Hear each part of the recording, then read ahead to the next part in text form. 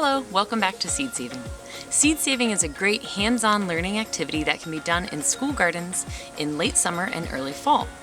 Students can be involved in the entire process, and they can learn about plant life cycles, plant structures, and reproduction. Seed saving activities can be complementary to other plant propagation learning activities such as cutting from houseplants to root in water or in soil.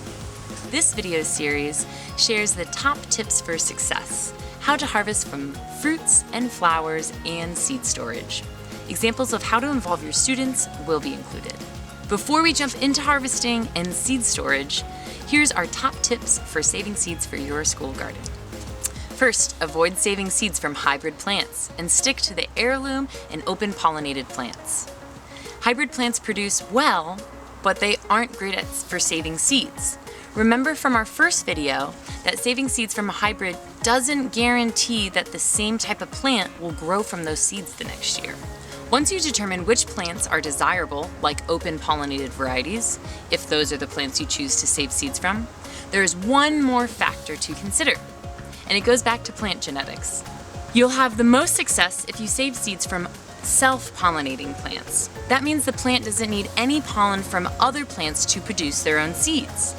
There is a better chance if you use self-pollinated plants to get the exact same type of plant each year. Examples of self-pollinating plants are peppers, tomatoes, lettuce, beans, and peas.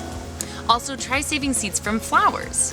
Annual flowers like marigolds and zinnias are common in school gardens and really easy to harvest and save seeds from.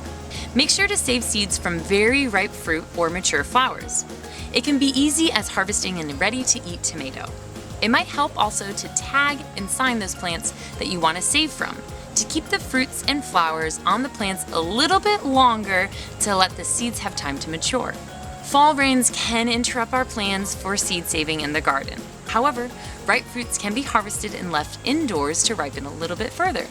And mature flower heads can be clipped off from the stem and placed inside a paper bag to bring inside and dry out. Seed saving can take some time to figure out, so start simple.